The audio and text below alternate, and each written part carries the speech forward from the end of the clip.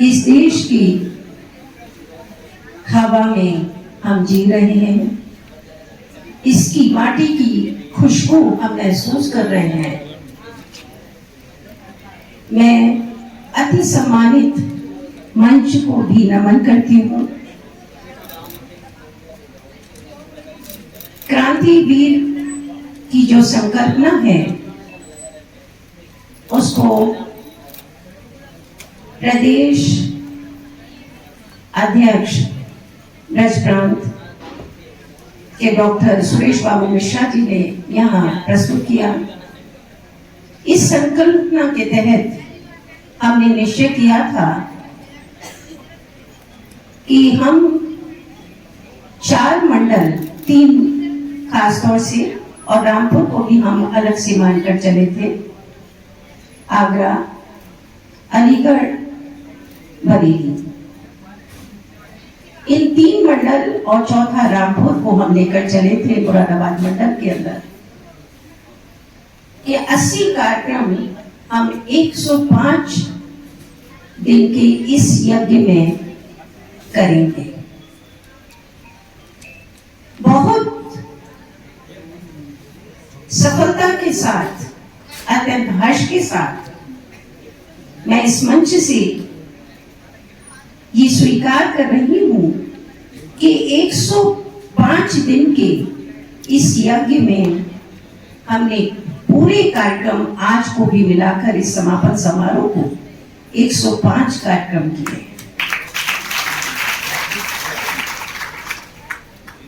इन कार्यक्रमों की धुरी में जन्म लिया, जहां उस बालक ने जन्म लिया, उसकी माटी हमारे लिए पवित्र है, इसलिए वो तीर्थ है। तीर्थ उसे कहते हैं जहां जाने मात्र से ही मन पवित्र हो जाता है। इसलिए वो गांव जहां देश और समाज के लिए बलिदान दिया है, ऐसी मिट्टी पर एक जन्मा है और इस नाते वह हमारे लिए क्रांति तीर्थ है।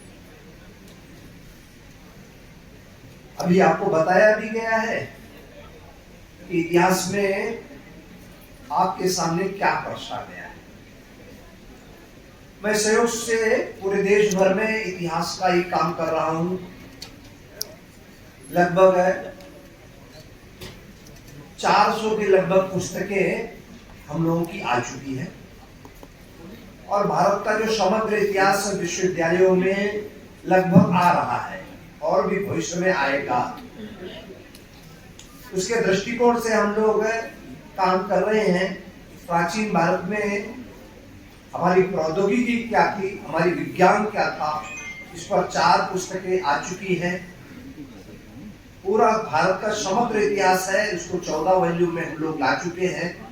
ऐसे बहुत सारे काम इतिहास में आपको कुछ वर्षों में स्पष्ट रूप से प्राप्त हो जाएंगे। लेकिन इसको लिखने की आवश्यकता क्यों पड़ी? तो इसका मैं एक तो उदाहरण दूंगा। झांसी जनपद में गया था। तो झांसी जनपद महानगर के थोड़ा 2 किलोमीटर दूर एक बड़ा गांव है। तो बड़ा गांव में एक समाधि थी। तो उस इतिहासकार में इसलिए खोजता रहता हूं, उसके दृष्टिकोण से एक समाधि के पास गया। तो उस समाधि के विषय में मैंने वहां के लोगों से पूछा तो कोई कुछ बता नहीं पाया। एक लड़के ने कहा एक डकैत की मां की वहां समाधि है। तो मैंने कहा कहां है? तो उस नजदीक पर लेके गया है। मैंने अपना वहां के फोटो लिए, वहां की जानकारी कलेक्ट की और वहां पुष्पार्चन किया। लेकिन मैं ये बताना चाहता हूं डकैत की मां माने कौन? तो वो वहां के लोगों को बताया जाता था वो डकैत थे चंद्रशेखर आजाद। कौन डॉक्टर चंद्रशेखर आजाद? भारत की आजादी के लिए पूरे देश भर में 334 क्रांतिकारी संगठनों का एक मिलन हुआ, तो उसके प्रतिनिधियों का मिलन कानपुर में नवाबगंज के पास एक धर्मशाला में हुआ था। उसके जो कमांडिंग इन चीफ थे पूरे भारतवर्ष में, जो क्रांतिकारियों के चीफ थे, सेनापति थे, सर सेनापति थे, वो थे चंद्रशेखर आजाद। और उसको अंग्रेज कहते थे वो चलेगा, लेकिन आज की जो नई पीढ़ी है ये भी क्या कहती है, ये डकैतों की मां।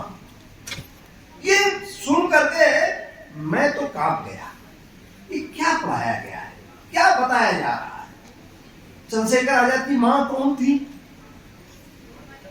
तो उनका जन्म उन्नाव के पास एक गांव है, वहां पर हुआ था। 5 पुत्र थे, उनमें से वो एक 4 पुत्र पहले ही मारे जा चुके थे या मर गए थे। एक 5वां पुत्र यही चंदू माने चंद्रशेखर था। तो जब उनका बलिदान हो गया, वो अल्फ्रेड पार्क इलाहाबाद में युद्ध करते हुए बलिदान हुए, तो वो सूचना उन तक पहुंचने लगी। तो उनको लगा नहीं ये गलत है, तो उन्होंने अपनी ये जो छोटी 2 उंगलियां हैं उस पर एक धागा बांध लिया और एक लकड़ी बीच में फंसा ली। उस मंदिर पर वो लगातार 20 वर्षों तक साधना करती रही। मिट्टी वो जो है लकड़ियां बिनती थी, गोबर के वो उठती थी, और उसी से अपना जीवन यापन करती रही। एक क्रम के क्रांतिकारी साथी थे, वही उनको वहां लेके गए थे, अपने पास रखते थे।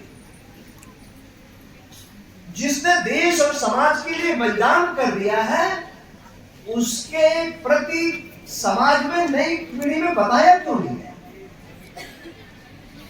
उसके पीछे समझना पड़ेगा वो कारण क्या है। मैं एक और दूसरा उदाहरण देता हूं।